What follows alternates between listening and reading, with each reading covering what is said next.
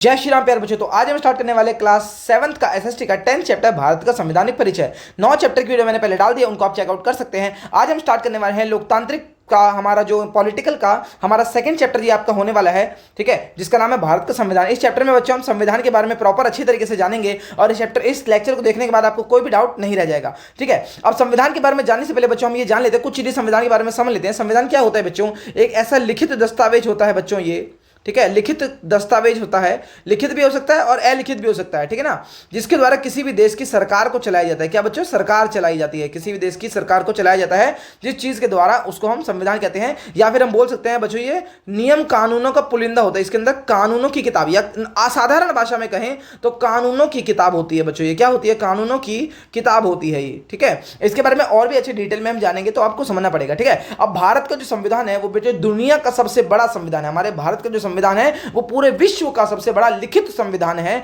ठीक है। और हमारे भारत के संविधान को बनाने में कोई एक जना नहीं बल्कि बहुत सारे लोगों का योगदान रहा है, ठीक है, जिसको संविधान सभा ने मिलकर बनाया था। और उस संविधान सभा के जो हमारे अध्यक्ष थे वो थे बच्चों डॉक्टर राजेंद्र प्रसाद, जो कि बाद में हमारे प्रथम राष्ट्रपति भी बने, ठीक है। अब डॉक्टर राजेंद्र प्रसाद जी कहते हैं कि मैं यह कहना चाहूंगा कि यदि हम उस संविधान के अनुसार कार्य करें जिसे हमने अपनाया है तो मुझे पूर्ण विश्वास है कि शीघ्र ही हम अपने देश को महान बना सकते हैं, ठीक है। यानी कि सोचिए इनको कितना पूरा विश्वास था कि भाई संविधान के अनुसार अगर जो हम संविधान बना रहे हैं उसके अनुसार कार्य करेंगे तो हमारा देश महान बन जाएगा, जो कि बन भी रहा है, ठीक है। यह एक ऐसा लक्ष्य है जिसे हम प्राप्त कर सकते हैं, लेकिन इसके लिए सर्वोपरि अथक शारीरिक और मानसिक परिश्रम बच्चों को करना होगा, ठीक है। उस टाइम पर बेटे संविधान एक दिन में बनकर तैयार नहीं हो गया, संविधान को बनने में कई साल लगे, ठीक है, 2 साल, ठीक है, 11 महीने और 18 दिन, ये आपका टोटल टाइम लगा है संविधान को बनने के लिए, ठीक है। तो ये नहीं है कि भाई एक दिन में बन गया, एक महीने में बन गया, ठीक है। 2 साल 11 महीने 18 दिन का टाइम आपके संविधान को बनने में लगा है। इस पूरे के पूरे चैप्टर में आप पूरा जो संविधान बना है, संविधान की विशेषता क्या है, वो सब पढ़ेंगे, ठीक है। तो बच्चों इस चैप्टर में जो हमारे क्वेश्चन आएंगे वो ये होगा बच्चों, संविधान क्या है और इसकी आवश्यकता हमें क्यों होती है, ठीक है। संविधान का निर्माण कैसे हुआ, भारत के संविधान की बेसिकली हम बात कर रहे हैं, ठीक है। और स्वाधीनता संग्राम और सभ्यता की विरासत ने संविधान को कैसे प्रभावित किया, भारत के संविधान की विशेषताओं के बारे में भी हम इस चैप्टर के अंदर बच्चों जानेंगे, ठीक है। तो चलिए सबसे पहले हम ये सब जानते हैं कि 26 जनवरी को भारत का एक विशेष दिन होता है जिसको हम गणतंत्र दिवस के नाम से जानते हैं या रिपब्लिक डे के नाम से जानते हैं। इस दिन क्या हुआ था? वर्ष 1950 में हमारा संविधान बच्चों लागू किया गया था, ठीक है। अब हमारे संविधान का इस दिन से बहुत ज़्यादा गहरा संबंध है। देखिए हम अब संविधान है ना 26 जनवरी 1950 को ही क्यों लागू किया गया? 23 जनवरी को कर देते, 22 जनवरी को कर देते, 21 जनवरी को कर देते, 26 जनवरी को ही क्यों चुना गया? बच्चों इस दिन ना पहली बार स्वराज की मांग की गई थी, ठीक है। तो उस दिन को याद करने के लिए हमने 26 जनवरी की डेट को बाद में चुना गया, क्योंकि उस टाइम पे हमको मतलब जब हमारा देश आज़ाद नहीं हुआ था ना 1930 के आसपास में, ठीक है, तो हमारा देश आज़ाद नहीं हुआ, तो इस डेट को रिमेंबर करने के लिए क्या हुआ, 26 जनवरी की डेट को याद करने के लिए, पूर्ण स्वराज वाली डेट को याद करने के लिए 26 जनवरी को हमने अपना संविधान लागू किया, ठीक है। अब हमारा जो संविधान है, भारत का जो संविधान है बच्चों, उसको हीलियम के कांच के डब्बे में रख रखा है, हीलियम गैस भर रखी है ताकि पूरा हमारा जो संविधान है बचा रहे, खराब कभी भी ना हो, ठीक है ना। अब देखिए संविधान है क्या, ये सब जानना हमारे लिए बहुत ज़्यादा जरूरी है, ठीक है ना। आइए देखिए संविधान क्या है। इसका शाब्दिक अर्थ अगर हम देखें तो ऐसा प्रलेख होता है, लिखा हुआ होता है, जो किसी देश के मूल सिद्धांतों कानूनों की नींव रखता है, यानी कि नियम कानूनों की किताब होती है ना। अब 3-3 के छोटे समूह में बैठकर, अच्छा ये तो ऐसी है, ठीक है। आगे देखिए भारत का संविधान ऐसा प्रलेख है जिसका पालन करने की प्रतिज्ञा हमारे देश के कई महत्वपूर्ण पदाधिकारी करते हैं, ठीक है। जैसे कि राष्ट्रपति जब बनते हैं ना तो राष्ट्रपति भी शपथ लेते हैं, ठीक है, कि वे इसे संरक्षित सुरक्षित रखेंगे और इसकी रक्षा करेंगे। हमारे प्रधानमंत्री हो गए, मंत्रिपरिषद हो गए, न्यायाधीश हो गए, ठीक है, सीजीआई वगैरह हो गए, ठीक है, चीफ जस्टिस ऑफ इंडिया, ठीक है, ये संकल्प लेते हैं कि वे संविधान के प्रावधानों के अनुसार ही कार्य करेंगे, यानी कि संविधान से बाहर जाकर वो कार्य नहीं करेंगे, ठीक है। तो हमारे लिए बहुत ज़्यादा इंपॉर्टेंट रहता है कि भाई संविधान है क्या, ठीक है। संविधान की अगर हम व्याख्या करेंगे या पेपर में भी जो भी लिखेंगे तो भाई ये लिखेंगे कि भाई संविधान में प्रलेख है, प्रलेख यानी कि लिखा हुआ है, ठीक है, कि जो किसी देश के मूल सिद्धांतों और कानूनों को स्पष्ट रूप से निर्धारित करता है, यानी कि एक बेसिकली अगर देखा जाए तो एक ऐसी किताब जो हमें ये बताएगी हमें क्या करना है क्या नहीं करना है, ठीक है। पूरे जो नियम कानून है बच्चों वो सारे की सारी चीज़ें इसके अंदर लिखी हुई है, ठीक है। इसके अंदर और क्या क्या होगा, सरकार के अंगों की भूमिकाओं के बारे में लिखा होगा, सरकार के 3 अंग, विधायिका, कार्यपालिका, न्यायपालिका, इन सभी के काम, ठीक है, इनकी संरचना कैसी होगी, इनकी भूमिकाएं क्या होंगी और इनके उत्तरदायित्व क्या होंगे, ये भी हमारे संविधान के अंदर लिखा हुआ है, ठीक है। और ये तीनों कैसे काम करेंगी, इन तीनों के मध्य संतुलन कैसे होगा, ठीक है, एक दूसरे के ऊपर शक्ति पर नियंत्रण कैसे करेंगे, ठीक है, नियंत्रण की व्यवस्था भी है, ठीक है, निष्पक्षता कैसे रहेगी, उत्तरदायित्व तो क्या होगा, और जवाबदेही, अगर इनसे कोई गलती होती है तो जवाबदेही भी इनको देनी पड़ेगी, ठीक है। इसके अलावा नागरिकों के अधिकारों के बारे में, कर्तव्यों के बारे में भी संविधान के अंदर बताया गया है, ठीक है, और राष्ट्र के लंबे समय की जो दीर्घकालिक लक्ष्य हैं और आकांक्षाएं हैं उनकी रूपरेखा भी हमको बेटे संविधान में देखने को मिल जाती है। तो इसलिए हमारे दिमाग में एक क्वेश्चन उठता है कि संविधान की आवश्यकता क्यों, अभी इतना जरूरी क्यों है संविधान, ठीक है। अब फॉर एग्जाम्पल बच्चों मान लीजिए कि संविधान नहीं होता, मान लीजिए कोई संविधान है ही नहीं, ठीक है। अब मेरा मन कर रहा है कि रास्ते में चलते चलते किसी की गर्दन काट दूं भाई, मेरा मन कर रहा है, काट दी मैंने, ठीक है। अब कोई नियम कानून तो है नहीं, है ना, तो नियम कानून ना होने की वजह से कोई मेरे को कुछ कह भी नहीं सकता। तो बच्चों सिंपल सा लॉजिक ये है कि भाई अगर संविधान नहीं होगा, नियम कानून नहीं होंगे तो अराजकता फैल जाएगी, हिंसा फैल जाएगी, इसलिए भाई संविधान हमको चाहिए ही चाहिए, ठीक है। तो संविधान की ये तो नॉर्मल सी बात है ना, नियम कानून के अभाव में बच्चों मनुष्य पशुवत व्यवहार करेगा, यानी कि मनुष्य एक पशु की तरह ही व्यवहार करेगा। ये साइंस कहती है कि हम बेटे हम भी एक तरीके की जानवर ही हैं अगर हम देखे जाए तो, ठीक है, क्योंकि अगर कोई भी नियम कानून नहीं होंगे ना तो जिसके पास पावर ज्यादा होगी वो अपनी पावर का गलत इस्तेमाल करके बच्चों अराजकता फैला सकता है। इसलिए संविधान की जरूरत हमको बहुत ज्यादा होती है, ठीक है। यह हमारा संविधान देश की नियम पुस्तिका है, जो मैंने आपको बताया कानून की किताब, वैसे ही हमारा संविधान भी कार्य करता है, ठीक है। जब हमारा भारत का जो संविधान है बच्चों, संविधान में 25 भाग और 12 अनुसूचियां हैं इस टाइम पर, ठीक है, और कई सारे खंड हैं जैसे हमारी किताब के अंदर होते हैं ना वैसे ही, ठीक है। यह विश्व का सबसे बड़ा लिखित संविधान है, ठीक है। जब ये लागू हुआ था 1950 में, तब इसमें केवल 22 भाग थे और 8 अनुसूचियां थी, जो कि आज बढ़कर 12 हो चुकी हैं बच्चों, ठीक है। अब 1950 के बाद ये संख्या कैसे बढ़ी, क्यों बढ़ी, ये सब आप सर्च कर सकते हैं, ठीक है। अब संविधान में देखिए मूल नियम यह निर्धारित करते हैं कि देश में किस प्रकार की सरकार होगी। अब संविधान में बच्चों ये बताया जाता है कि किस प्रकार की सरकार होगी और वो सरकार कैसे बनेगी, वो सरकार कैसे काम करेगी, ये भी हमारे संविधान में लिखा होगा, ठीक है ना। अब जैसे कि अगर बात करें विधायिका के बारे में हम पढ़ चुके हैं, कार्यपालिका के बारे में हम पढ़ चुके हैं, न्यायपालिका कैसे बनती है वो भी हम पढ़ चुके हैं, वो कैसे कार्य करती है वो भी हम सब पढ़ चुके हैं। और ये सारी चीजें बच्चों संविधान के अंदर लिखी हुई है कि विधायिका जो है कानून कैसे बनाएगी, कानूनों को लागू कैसे किया जाएगा, कार्यपालिका का चुनाव कौन करेगा, न्यायपालिका का गठन कैसे होगा, ये सारी चीजें बच्चों नागरिकों के अधिकार, नागरिकों के कर्तव्य क्या होंगे, सब चीजें हमारे को संविधान में देखने को मिल जाएंगी, ठीक है। इसके अलावा सभी के लिए समानता, न्याय, बंधुत्व, विविधता में एकता, स्वतंत्रता, ये सारे जो मूल्य हैं, जो जरूरतें हैं इंसान की, वो भी संविधान के अंदर बच्चों डाली जाती हैं, ठीक है। अब संविधान के अंदर कुछ सारी प्रमुख विशेषताओं की बात करें, जैसे क्वेश्चन आएगा ना कि संविधान की विशेषताएं, तो ये सारी बच्चों संविधान की विशेषताएं हैं, 1 2 3 4 5 6 पॉइंट है आपके, 6 में से कोई भी 5 याद कर लीजिएगा, ठीक है ना। आप देखिए सबसे पहले संविधान की बात करें तो समाज के मूल्य और आदर्श इसके अंदर लिखे होते हैं, ये एक विशेषता हो गई, ठीक है। राजनीतिक व्यवस्था कैसे कार्य करेगी, ये एक इसकी विशेषता हो गई। नागरिकों के अधिकार और कर्तव्यों की जानकारी हमको संविधान देता है, ये भी एक विशेषता होगी इसकी। सरकार के संरचना और गठन के बारे में जानकारी देता है, ठीक है। सरकार के विभिन्न अंग कौन कौन से कार्य करेंगे, कैसे कार्य करेंगे, निष्पक्ष कैसे होगा, वो सब हमारे को संविधान बताता है। और सरकार के लिए मार्गदर्शक देता होता है, यानी कि सरकार को किस प्रकार से काम करना है, किसके अंडर होकर सरकार काम करेगी, ये सारा कुछ हमको बच्चों संविधान के अंदर देखने को मिल जाएगा। तो ये सारी की सारी संविधान की बच्चों विशेषताएं हो जाएंगी, ठीक है। अब भारत के संविधान निर्माण की जब हम बात करते हैं, ठीक है ना, जब भारत ब्रिटिश शासन से स्वतंत्रता के लिए संघर्ष कर रहा था, जब हम लड़ाई कर रहे थे ना, अंग्रेजों को भगा रहे थे, ठीक है, तब ये आवश्यक हो गया था कि हमें योजना बनानी पड़ेगी कि भाई जब हम आज़ाद हो जाएंगे ना तब हम अपना देश कैसे चलाएंगे, ठीक है। क्योंकि तब तो बच्चों अंग्रेजी लोग थे, ठीक है, ब्रिटिश थे, वो हमारे देश को चला रहे थे। लेकिन मान लीजिए अब हमें सोचना भी तो पड़ेगा ना कि जब हम आज़ाद हो जाएंगे तब हमारा देश कैसे चलाया जाएगा, ठीक है। तो कई सारे प्रश्नों के उत्तर देने थे, हमें किस प्रकार की सरकार चाहिए ये लोगों को सोचना था, कौन कौन से नियम हमारे को बनाने चाहिए, ठीक है, और ये हमारे मार्गदर्शन कैसे होगा, वोट देने का अधिकार किस किस को मिलना चाहिए, ठीक है, विवादों का समाधान कैसे किया जाएगा, कोई लड़ाई झगड़ा हो जाए, कोई भी डिस्प्यूट हो जाए तो वो संविधान मतलब जो सुलझाव होगा वो कैसे किया जाएगा। तो ये सारे हमारे मन में सवाल आने लगे, ठीक है ना। तो अगर हम बात करें 1946 में एक गठन किया गया, एक संविधान सभा का गठन किया गया, ठीक है। संविधान सभा में बच्चों उस टाइम पर 389 सदस्य हुआ करते थे, ठीक है। लेकिन जैसे भारत का विभाजन हुआ 1947 में, ठीक है, ये घटकर केवल 299 रह गए, ठीक है, जिसमें 15 महिलाएं भी बच्चों सम्मिलित थी, ठीक है। ये सदस्य भारत के विभिन्न क्षेत्रों, व्यवसायों और सामाजिक वर्गों का प्रतिनिधित्व कर रहे थे उस टाइम पर, ठीक है। अब एक बहुत बड़ा टाइम पीरियड रहा कि भाई 2 साल 11 महीने 18 दिन, ठीक है, 2 साल 2 ईयर्स, ठीक है, 11 मंथ्स और बच्चों 18 डेज, इतने दिनों में हमारा संविधान बन के तैयार हुआ। सोचो सोचो, लगभग 3 वर्ष में, ठीक है। 9 दिसंबर 1946 को गठित की गई थी हमारी संविधान सभा, ठीक है। प्रांतीय विधायिकाओं द्वारा चुने गए थे इसके सदस्य, जो जनता के द्वारा स्वयं निर्वाचित भी थे, ठीक है। डॉक्टर राजेंद्र प्रसाद जी, मैंने आपको पहले बता दिया है कि डॉक्टर राजेंद्र प्रसाद जी संविधान सभा के अध्यक्ष बनाए गए, ठीक है। यह कार्य 26 नवंबर 1949 को पूरा हो गया, ठीक है, यानी कि 2 साल 11 महीने 18 दिन में पूरा हुआ, ठीक है। और 26 जनवरी 1950 को हमने अपने संविधान को लागू भी कर दिया, ठीक है, जिसको हम गणतंत्र दिवस के रूप में भी बच्चों मनाते हैं, ठीक है। और एक और कमेटी बनाई गई थी जो कि मसौदा कमेटी थी, ठीक है, मसौदा संविधान, ठीक है, एक प्रारूप जिसे बोलते हैं, प्रारूप समिति के नाम से भी हम इसको जानते हैं। इसके जो अध्यक्ष थे वो थे बच्चों भीमराव अंबेडकर जी, ठीक है। ये प्रसिद्ध समाज सुधारक थे, स्वतंत्र भारत के पहले कानून मंत्री भी इनको बनाया गया था, ठीक है। अगर हम आगे देखें बच्चों, भारतीय संविधान को आकार देने प्रभावित करने वाले कारक, यानी कि हमारा संविधान को आकार कैसे मिला, यानी कि हमारे संविधान के अंदर जो जो चीजें डाली गई हैं, ठीक है, या हमारे संविधान को जो चीजें डाली गई हैं वो प्रभावित कैसे हुई कि भाई ये चीज डालो, ये चीज नहीं डालो, ये सब कैसे तय हुआ कि कौन सी चीज आनी चाहिए, कौन सी चीज नहीं आनी चाहिए, उनके बारे में हम बात करेंगे, ठीक है। सबसे पहले बच्चों, प्रभावित करने के लिए बहुत सारे कारक हमारे पास रहे हैं, ठीक है। जैसे अगर मैं बात करूं भारत की सांस्कृतिक और सभ्यतिक विरासत, ठीक है, इसमें बहुत महत्वपूर्ण भूमिका इसने निभाई है, ठीक है। फॉर एग्जांपल अगर मैं देखूं भारतीय स्वतंत्रता संग्राम का प्रभाव, ठीक है, अब हम सब ना स्वतंत्रता की लड़ाई लड़ रहे थे, याद करो जिस टाइम पर हम आजाद हुए 1947 में, ठीक है, 46 में संविधान सभा का गठन कर लिया, ठीक है, उस टाइम भी हम गुलाम ही हैं अभी तक, ठीक है, पूरी तरीके से आजाद नहीं थे। तो हमको ये देखना था कि भाई ब्रिटिशों ने किस प्रकार से हमारे ऊपर अत्याचार ढाए हैं, ठीक है, और ऐसा ही कोई और जो सरकार बनेगी या जीतने के बाद या हमारा जो स्वराज आ जाएगा उसके बाद जो सरकार बनेगी, क्या दोबारा से ऐसा तो नहीं होगा भविष्य में जाके,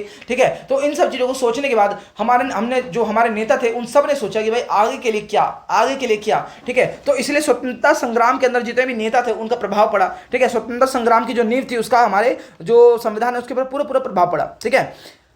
स्वतंत्र आंदोलन के अनेक मुख्य आदर्शों को, मूल्यों को संविधान में स्थान दिया गया, ठीक है, क्योंकि सभी नेता थे, बहुत सारे नेता थे, गांधी जी थे, अंबेडकर जी थे, नेहरू जी थे, ठीक है, सरदार वल्लभ भाई पटेल जी थे, सबकी विचारधारा अलग थी। तो सभी के लिए जो भी लोग ये सोचते थे कि भाई ये चीज अच्छी है, ये चीज अच्छी है, तो प्रत्येक चीज को संविधान के अंदर डाला जाने लगा, ठीक है। संविधान की नींव का पत्थर बन गया जिसको हम बोलते हैं। भारत के स्वतंत्रता संग्राम के कई प्रमुख नेता भी जो थे ना वो संविधान सभा के सदस्य थे, ठीक है। उन्होंने अपने अनुभव से और विचारों को संविधान में सम्मिलित किया, ठीक है। ये आदर्श और मूल्य हैं जो सभी के लिए समानता की बात करते हैं, क्योंकि हमारे साथ कभी समानता हुए नहीं, हमारे को कभी न्याय मिला ही नहीं। अंग्रेजों ने जिसको चाहा उसको बंदी बनाया, जिसको चाहा उसको मारा पीटा, ठीक है। तो बंधुत्व भाईचारा खराब हो गया था क्योंकि अंग्रेजों ने लड़ाई लड़वाई थी हिंदू और मुस्लिमों में, ठीक है। तो बंधुत्व की भावना को विचार करने के लिए, ठीक है, बंधुत्व को बढ़ाने के लिए, भारत की सांस्कृतिक विरासत का संरक्षण करने के लिए, ठीक है, संविधान के अंदर इन सभी आदर्शों को बच्चों डाला गया, ठीक है। स्वतंत्रता संग्राम से प्राप्त अनुभव और शिक्षाओं ने कैसे और क्या लोगों को पूछने पर बाध्य किया गया कि कैसे और क्या, ठीक है,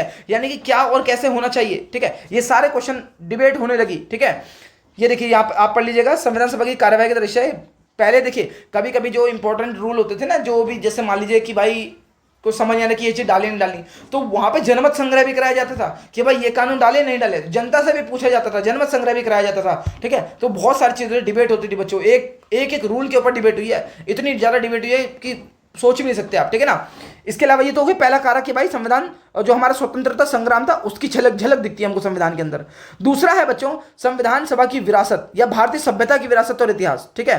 भारतीय सभ्यता का जो हमारा एक पुरानी जो भारतीय सभ्यता रही है उसका भी अंश हमको संविधान के अंदर देखने को मिलता है, क्योंकि हमारा जो देश है ना बच्चों उसकी विरासत या उसकी जो सभ्यता है, इतिहास जो है बहुत लंबा रहा है, ठीक है। अगर मैं बात करूं 1206 में दिल्ली सल्तनत की नींव रखी गई, उससे पहले बच्चों गंगा घाटी सभ्यता हुआ करती थी, ठीक है। उसके बाद मुगल आ गए, मुगलों के बाद फिर पोर्तुगीज आए, 1498 में वास्को डी गामा ने भारत की खोज कर दी, ठीक है। फिर डच आए, ठीक है, पोर्तुगीज आ गए, डच आ गए, फिर फ्रांस वाले भी आ गए, ठीक है ना। इसके अलावा फिर लास्ट में हमारे ब्रिटिश आए, ब्रिटिशों के बाद हम आजाद हुए, ठीक है। तो भारत की जो इतिहास है पूरा का पूरा उसको भी हमने ध्यान में रखकर बहुत सारी चीजें डाली, ठीक है ना।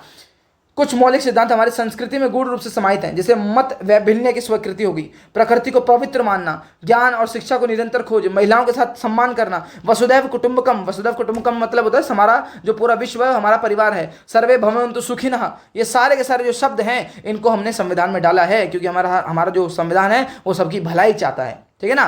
ठीक है, तो हमने अपनी संस्कृति से भी बहुत अच्छी अच्छी चीज़ों को बच्चों संविधान में शामिल किया है। ठीक है, इसलिए स्वाभाविक है कि भारतीय संविधान निर्माता भारतीय संविधान निर्माता हमारी सभ्यता से प्राप्त इन विचारों को हमारे संविधान में समाहित करते थे, जिनको मौलिक कर्तव्यों के नाम से भी हम जानते हैं। मौलिक कर्तव्य हैं हमारे वो। ठीक है, तीसरा जो है बच्चों वो कारक है विश्व से मिला ज्ञान। ठीक है, हमने अपने ज्ञान को तो यूज किया ही किया, लेकिन हमने देखा कि भाई हम उस टाइम पे गुलाम थे ना, जिस टाइम पर कई सारे देश जो आजाद हो चुके थे या जो फल फूल रहे थे, उनसे भी हमने बहुत सारा ज्ञान लिया। 8 देशों के संविधान से हमने बहुत सारी चीजें उठाई हैं। ठीक है, बोले तो उनसे सीखा है। ठीक है, हम डायरेक्ट ये नहीं कह सकते कि उठाया है, हम बोलेंगे बच्चों हमने उनसे सीखा है। ठीक है, उन्होंने किस प्रकार से जिन चीजों को सफलता मिली, उन सफल चीजों को हमने अपने संविधान में शामिल करने की कोशिश की। ठीक है, जैसे कि अगर हम देखिए भारतीय परंपरा के अनुरूप आनो भद्रः कृतवो यंतु विश्वतः, अर्थात सभी दिशाओं से शुभ विचार मेरे पास आए। अच्छे विचारों को हमने शामिल किया।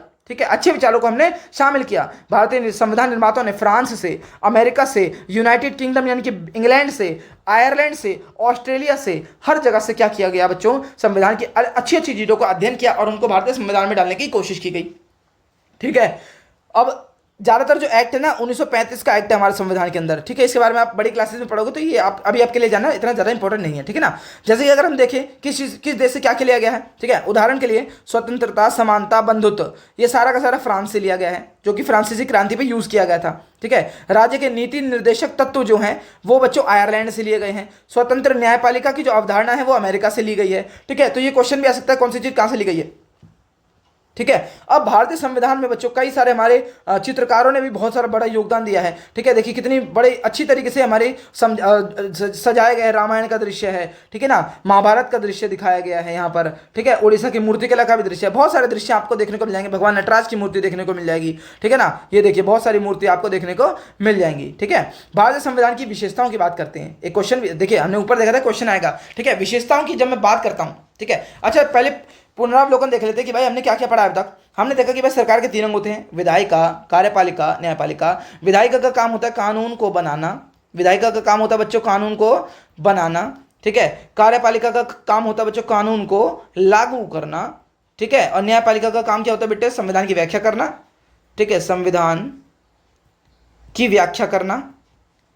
ठीक है, इसके अलावा क्या होता है बच्चों, न्याय करना तो काम होगा ही होगा। ठीक है, क्योंकि न्यायपालिका तो न्याय करना भी इसका काम होगा ही होगा। ठीक है, इसके अलावा ये जो मैंने बताया ना, विधायिका का कानून बनाती है, प्रधानमंत्री की अगुवाई में कार्यपालिका कानून को लागू करती है, न्यायपालिका क्या करते हैं, संविधान के अनुरूप हो और कानून का उल्लंघन नहीं हुआ है और यदि उल्लंघन हुआ है तो दंड भी देती है वो। ठीक है ना, यहाँ पर 30 स्तरीय विविधता है। ठीक है, त्रिस्तरीय व्यवस्था है, जिसको जैसे सबसे ऊपर हमारा केंद्र होता है। ठीक है, केंद्र के नीचे राज्य आते हैं, राज्य के नीचे पंचायती राज हो गए गाँव के अंदर और एमसीडी हो गई शहरों के अंदर। ठीक है, ये आप 6ठी क्लास में पढ़ के आ चुके हैं पहले ही। संविधान इन बिंदुओं को व्यापक रूप से निर्धारित करता है। यह सरकार के प्रत्येक अंग की भूमिका बताता है, कार्य बताता है, उत्तरदायित्व बताता है, जवाबदेही भी तय कर देता है। ठीक है, इसके अतिरिक्त निर्वाचन तंत्र भी तैयार करता है, यानी कि प्रत्येक नागरिक को वोट देने का अधिकार भी हमारा संविधान देता है। इसके अलावा मौलिक कर्तव्य हमको बताता है और अधिकार भी हमको देता है, मौलिक अधिकार भी देता है। ठीक है ना, मौलिक कर्तव्य, मौलिक अधिकार, राज्य के नीति निर्देशक तत्व, ये सारे के सारे हमें संविधान के द्वारा हमको दिए जाते हैं। भारत के सामाजिक आर्थिक दृष्टिकोण का सार प्रस्तुत करते हैं, जो हम उदाहरण सूचना में चित्र में प्रस्तुत कर रहे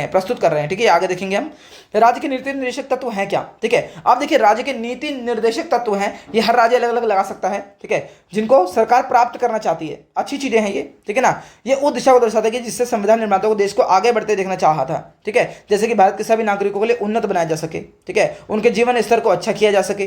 ठीक है, लेकिन यदि सरकार इनको पूरा नहीं कर पाती है ना, तो हम बेटे न्यायालय में जाकर इनकी मांग की पूर्ति नहीं करवा सकते। अगर मौलिक अधिकारों का हनन होता है, ठीक है, अगर हमारे 6 मौलिक अधिकार हैं, स्वतंत्रता, समानता, न्याय वाला, ठीक है, उनको अगर कोई भी वो कर देता ना भाई, शोषण वाला जो अधिकार वगैरह जो भी 6 अधिकार है हमारे, अगर उनका हनन कर ले तो हम न्यायालय यानी कि सुप्रीम कोर्ट तक भी जा सकते हैं। लेकिन राज्य के नीति निर्देशक तत्वों के लिए हम सुप्रीम कोर्ट या किसी भी न्यायालय में नहीं जा सकते हैं, क्योंकि एक सरकार के ऊपर डिपेंड होता है। ठीक है, लेकिन सरकार की पूरी कोशिश रहती है वो राज्य के नीति निर्देशक तत्व जो हैं उनके अनुसार कार्य करे या उनको बढ़ाने की कोशिश करे। ठीक है ना, ये कठोर नियमों की तुलना में दिशा निर्देश जैसे होते हैं, यानी कि एक बोले तो केवल बता दिया गया है लोगों को कि भाई ये करना चाहिए, ये नहीं करना चाहिए। ठीक है, हमारे संविधान निर्माताओं ने व्यवस्था निश्चित उद्देश्य से बनाई थी। वे चाहते थे कि कुछ अधिकार जो है, मूल अधिकार ऐसे हो जिन्हें तुरंत प्राप्त किया जा सके, और कुछ बड़े लक्ष्य हैं जिसको देखो, कुछ अधिकार तो वो देखो, कुछ बच्चों अधिकार ऐसे होते हैं जिनकी जरूरत हमको पैदा होने के बाद से हो जाती है।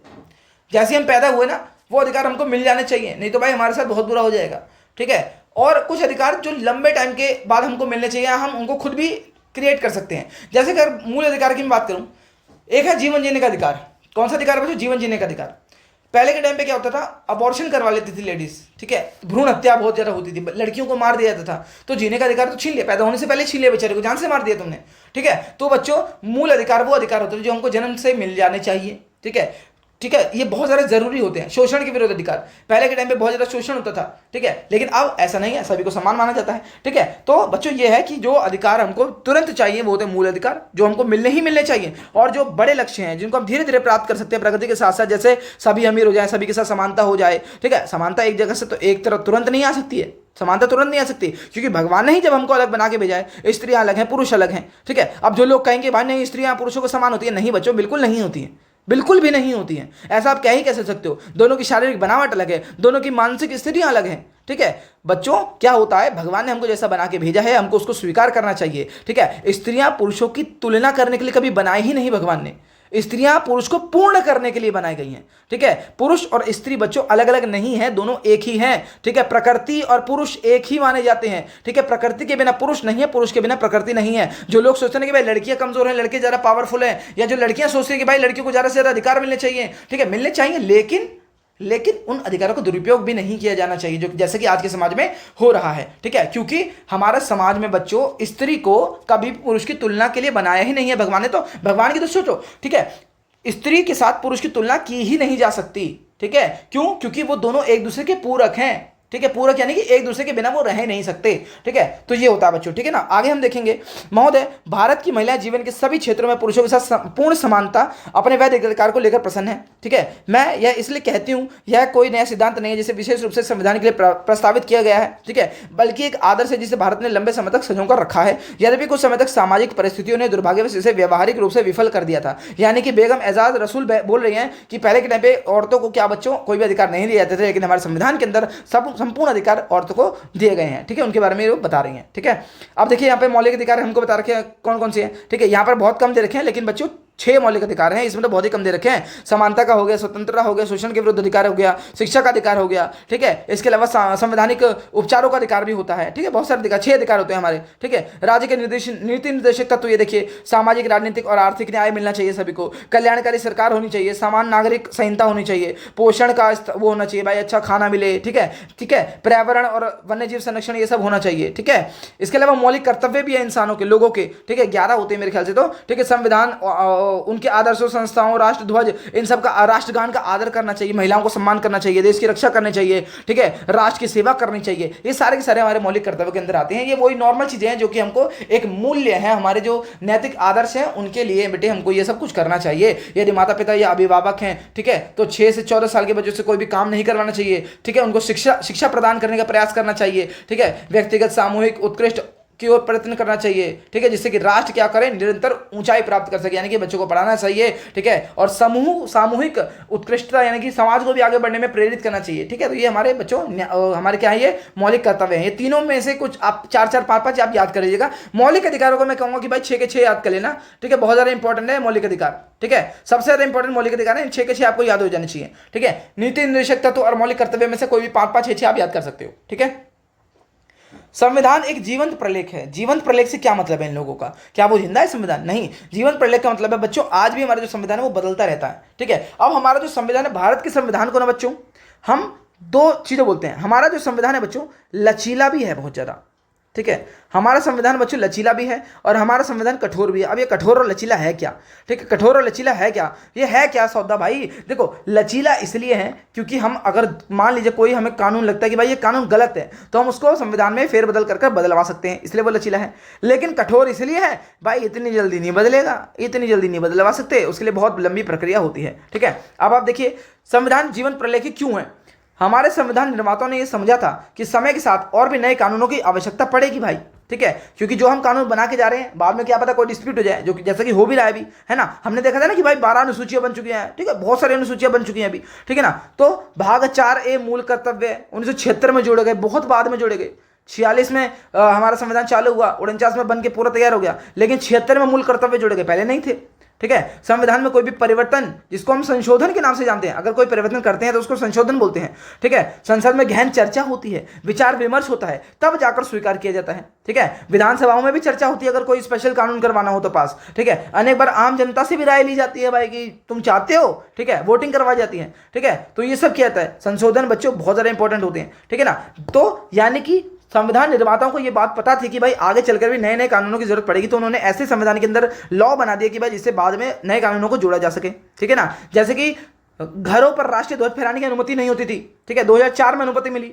ठीक है। क्योंकि लोगों को लगता था कि भाई अपने गर्व का व्यक्त है, भाई गर्व का अधिकार है हमारा, तो कि भाई हमारे को गर्व है हमारे देश के ऊपर, तो हम झंडा फहरा सकते हैं। पहले अधिकार नहीं था। ठीक है। तो बहुत सारे अधिकार हैं जो हमको बाद में मिले हैं, जैसे कि पंचायती राज व्यवस्था है, वो 73वें संविधान संशोधन के द्वारा आई थी 1992 में, पहले नहीं थी। ठीक है। तो बच्चों ये है, सरकार भी सभी नागरिकों को प्रस्तावित कानून नियमों में बदलाव के संबंध में सुझाव देने का अवसर प्रदान करती है कि जो हमारी जनता है वो भी सुझाव दे सके। ठीक है। अगर हम बात करें, भारतीय संविधान न केवल एक कानूनी प्रलेख है, ठीक है, बल्कि एक कलात्मक रचना भी है। ठीक है। इसमें कानून तो लिखा है लेकिन कला की भी चीजें हैं, जैसे कि प्रेम बिहारी नारायण राय यादव, ठीक है, जो आपने चित्रकारी देखी ना, है ना, चित्रकारी मैंने आपको दिखाई थी। ठीक है। संविधान का मूल पाठ सुंदर हस्तलिपि में इन्होंने लिखा था। ठीक है। यानी कि जो कैलीग्राफी जिसको आप बोलते हो, ठीक है, लिखने की जो कला है, वो प्रेम बिहारी नारायण रायजादा जी ने लिखा है। ठीक है। नंदलाल बोस और उनके सहयोगी ने मोहनजोदड़ो से लेकर स्वतंत्रता आंदोलन एक ऐतिहासिक दृश्य बनाकर सजाया है, पूरा का पूरा इन्होंने बना के दिखाया हमको, ड्राइंग जो है। ठीक है। ये पोर्टल वगैरह है जहां से आप अपना आधार कार्ड वगैरह बना सकते हो, ऑथेंटिकेशन करवा सकते हो। ठीक है, वो है। ठीक है। अब उद्देशिका, ये बहुत ज्यादा इंपॉर्टेंट है बच्चों, वेरी वेरी वेरी इंपॉर्टेंट, इसको लिख लीजिएगा आप। ठीक है ना। उद्देशिका जो थी वो नेहरू जी लेके आए थे बच्चों। ठीक है। इसके अंदर संविधान के अंदर कई सारे बहुत ज्यादा मेन वर्ड्स जोड़े गए हैं, उन वर्ड्स को आपको याद रखना है। मैं तो कहूंगा पूरी उद्देशिका याद कर लेना। उद्देशिका होती क्या है, आपके ना फ्रंट पेज पे किसी भी बुक खोल लो, कोई भी बुक खोलो, जो सरकारी बुक होती है ना, जो आपको स्कूल से मिली है, उसमें उद्देशिका लिखी होती है, हम भारत के लोग, भारत को एक संपूर्ण प्रभुत्व संपन्न राज्य है ना, वो सब वाला। ठीक है। वो आपको पूरा याद करना है, ये हमारे नेहरू जी लेके आए थे। ठीक है। संविधान के एक महत्वपूर्ण मूल्य, नीतियों एवं निर्णय हेतु दिशा निर्देश प्रदान करते हैं, जिनका सरकार द्वारा पालन किया जाता है, यह अपेक्षित है। ठीक है। नागरिकों से भी अपेक्षा की जाती है कि वे भी अपनी क्षमता के अनुसार मूल्यों का पालन करें, यानी कि संविधान का पालन करें अच्छे से। संविधान में कई सारे मूल्यों को समाहित किया गया है, जो कि उद्देशिका में हमको देखने को मिलता है। चलिए उद्देशिका को हम पढ़ लेते हैं। यहां पर कई सारे जो काले काले जो बड़े बड़े अक्षर दिख रहे हैं ना, बोल्ड वाले, उनको देखिएगा। उद्देशिका है, नेहरू जी लेके आए थे, ध्यान से पढ़ेगा, हम भारत के लोग भारत को एक संपूर्ण प्रभुत्व संपन्न समाजवादी पंथ निरपेक्ष लोकतंत्रात्मक गणराज्य, ठीक है, ये पूरा का पूरा बनाने के लिए तथा उसके समस्त नागरिकों को सामाजिक आर्थिक राजनीतिक न्याय, विचार अभिव्यक्ति विश्वास धर्म और उपासना की स्वतंत्रता, प्रतिष्ठा और अवसर की समता यानी कि समानता प्राप्त कराने के लिए तथा उन सब में व्यक्ति की गरिमा और राष्ट्र की एकता और अखंडता को सुनिश्चित करने वाली बंधुता को बढ़ाने के लिए दृढ़ संकल्प होकर अपनी इस संविधान सभा में आज तारीख कौन सी बच्चों, 26 नवंबर 1949, जब हमारा संविधान पूरा बनकर तैयार हो गया, को मिति मार्ग शीर्ष शुक्ला, ये तो डेट दे रखी है, को एतद द्वारा इस संविधान को अंगीकृत अधिनियमित और आत्मार्पित करते हैं, यानी कि समर्पण पूरा इसको अपना लेते हैं। ठीक है। अब जो इसके अंदर जो शब्द इस्तेमाल किए गए, इन शब्दों के जो है ना यहाँ पर मीनिंग दे रखे हैं, वो आप पढ़ लीजिएगा। ठीक है। संपूर्ण प्रभुत्व संपन्न समाजवादी, ठीक है, यानी कि संपूर्ण प्रभुत्व संपन्न, पूरी जो प्रभुता होगी एकदम संपन्न होगी। ठीक है ना। समाजवादी यानी कि समाज के कल्याण के लिए हमारा देश काम करेगा। पंथ निरपेक्ष यानी कि किसी भी धर्म को नहीं अपनाएगा, बल्कि सभी धर्मों का वो करेगा। ठीक है, सम्मान करेगा। ठीक है। लोकतंत्रात्मक यानी कि हमने लोकतंत्र को अपनाया है। ठीक है। तो लोकतंत्र अपनाने के बाद सामाजिक आर्थिक राजनीतिक प्रत्येक प्रकार का जो न्याय है लोगों के साथ करेगा। ठीक है। और लोगों को प्रत्येक चीज की स्वतंत्रता मिलेगी, यहां तक कि उनके साथ समानता होगी, और उन सब में यानी कि देश की जनता, ठीक है, प्रत्येक व्यक्ति की गरिमा को, यहां तक कि राष्ट्र की एकता और अखंडता को भी बनाए रखने के लिए बंधुता होता बच्चों भाईचारा। ठीक है। भाईचारा बढ़ाने के लिए हम इस संविधान को स्वीकार करते हैं। ये सारे के सारे जो शब्द है ना, ये आप देख लीजिएगा, इन शब्दों में से कोई से भी 5-6 आ सकते हैं। ठीक है। तो इनको अच्छे से याद कर लीजिएगा आप। ठीक है। अगर आप बोलेगे तो पढ़वा दूं, टाइम तो ज्यादा हो रहा है, चलो देख लेते हैं। ठीक है। हम भारत के लोग, इसका मतलब है भारत के लोगों ने स्वयं अपने प्रतिनिधियों के माध्यम से बनाया गया है, यानी कि हम भारत के लोग वो हैं। देखिए, नेता अपने लिए नहीं बोले, वो नेता बोले पूरे देश के लिए। ठीक है। क्योंकि जनता ने इसको स्वीकारा है। ठीक है। जिसे ना तो किसी राजा ने बल्कि हमने अपने लिए बनाया है, ना कि किसी भारी शक्ति ने। ठीक है ना। संप्रभु का मतलब होता है सर्वोच्च राजनीतिक शक्ति है हमारी ये। ठीक है। यानी कि हमने कोई भी भारी शक्ति सरकार के दिशा निर्देश नहीं दे सकती, हम ही अपने मालिक हैं बच्चों। ठीक है। समाजवादी यानी कि समाज का कल्याण करने के लिए, समाज के लाभ के लिए काम करेगा। हमारा जो सरकार है, सरकार भूमि और उद्योग स्वामित्व को नियंत्रण कर सकती है, सामाजिक आर्थिक असमानता को कम किया जा सके। पंथ निरपेक्ष यानी कि नागरिकों को पसंद का धर्म चुनने का अवसर होगा। भारत कोई भी किसी भी धर्म को नहीं अपनाएगा, बल्कि सभी धर्मों का सम्मान करेगा। ठीक है, धर्म विश्वासों को, आचारों का समान व्यवहार करेगा। ठीक है। लोकतांत्रिक तो हमें पता है कि भाई लोकतंत्र को अपनाया हमने, है ना, तो लोकतांत्रिक हो गया। ठीक है। बंधुता यानी कि भाईचारे की भावना। ठीक है, सभी को एक परिवार के सदस्यों की तरह व्यवहार करना चाहिए। ठीक है, किसी भी दूसरे नागरिक को नीचा नहीं दिखाना चाहिए। समानता तो हम सबको पता है भाई, कानून की नजर में सभी समान होंगे, चाहे वो कोई भी हो। ठीक है। इसके अलावा स्वतंत्रता दी जाएगी सभी नागरिकों को सोचने के लिए, अपने विचारों को व्यक्त करने के लिए, बोलने के लिए, कोई भी स्वतंत्रता हमको दी जाएगी। न्याय, ठीक है, न्याय व्यवस्था, सभी जाति धर्म के लोग सरकार वहां पे न्यायपालिका में जा सकते हैं और अपनी असमानता को समाप्त करने के लिए बच्चों कुछ भी कर सकते हैं। गणराज्य यानी कि राष्ट्र का अध्यक्ष निर्वाचित हो, ना कि वंशानुगत, यानी कि राष्ट्र का जो अध्यक्ष होगा वो निर्वाचित होगा, लोग उसको चुनेंगे। यानी वो किसी भी राजा महाराजा की तरह नहीं कि भाई उसका बेटा उसका बेटा उसका बेटा, ऐसे ऐसे नहीं होगा। ठीक है, लोग उसको चुनेंगे। ठीक है, ये आप पूरा भरिएगा।